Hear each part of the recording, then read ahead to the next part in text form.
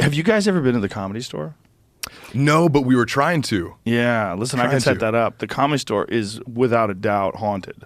We went if there's there a for place show. that's haunted in the world, it's the Comedy Store because it used to be a mob nightclub and they've murdered people there. 100%. That was Bugsy Siegel's nightclub. It was called Ciro's. And in the 1950s, was it the 50s and the 60s? Is that what it was? But started in the 40s, actually. in the 40s? Yeah. But it's a famous old mob-run nightclub that Mitzi Shore took over in the 1970s. So the place has this feel to it. Like it's been run, as an entertainment venue for, 70 years or something crazy like that. Isn't there a bunch of like underground passageways around there too? There was actually an article about this house on Crest Hill. Here, Whitney Cummings sent it to me, so I'll send it to you, Jamie.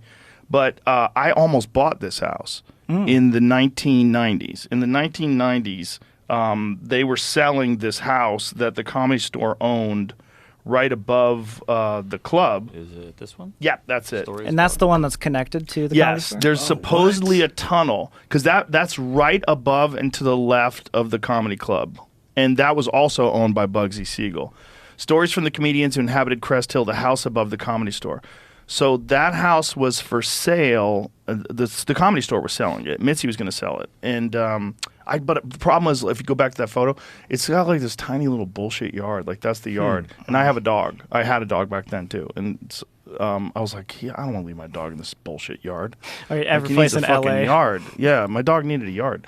And also, it's just too weird to be that close to the Comedy Store. There were so many stalkers and freaks and have people just, showing up at your house. And you're It's just right on the boulevard, right? Yeah. So Right the Crest Hill's right off the boulevard, but it's right there. It's a 2-minute walk from Sunset. I've heard like comedians like Bobby Lee in the past say that they've had issues there. Like people won't even work with them just based on the fact that he's worked there for so long. Really? Obviously, I don't know like too much about that, but he's talked about that in other podcasts and stuff where It's haunted. Yeah, where he says it's very haunted and like people don't want to work with him because he works there. Really? It's like everybody like that works That there. might be an excuse for why they don't want to work with Bobby. Bobby. That could be it. Bobby, it might be you. I've never heard anybody say that before. I can't work with you because you work at that haunted place. That Yeah. They just don't want to be like around that stuff. Well, there are 100% are people that have sources at the place. There's a lot of people that had stories of like seeing weird things and meeting people that weren't there. And Have you ever had an experience like I tried. I went down in the basement one day by myself. Yeah. And, I walked into the main room by myself. Carl LeBeau, who recently passed away, Carl had the weirdest story. He got kicked out of his house. He got in a fight with his wife, and he got kicked out of his house. And he went to the Comedy Store and decided he was going to sleep on the stage in the main room. And he's like, man, I'm gonna fucking make it. I'm sleeping on this stage. She's gonna kick me out of the house, but one day I'll fucking show you.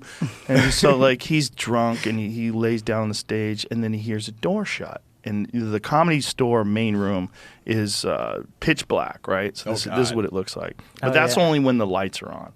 So he's laying down and he hears a door shut, and he goes, "Hey, it's Carl.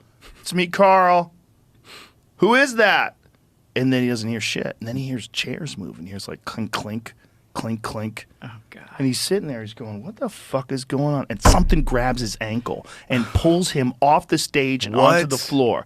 And then he hears chairs moving again, and bam, the door shuts and slams, and nothing else. There's no one in the room. He has no idea what the fuck happened, but he told that story on stage one night. It's like he set the tone, this like spooky lighting, and it was really cool. Wait, so he got pulled by his ankle off of the stage, so Off the multiple stage. feet away. Yeah, something grabbed him. He didn't see anyone. But something grabbed his ankle and pulled him off the stage and onto the floor. That's when you want security footage, you know what I'm saying? Yeah. I know, Where's right? the cameras at? There's no cameras in that place. Maybe there is now, but they definitely wasn't back then. Yeah.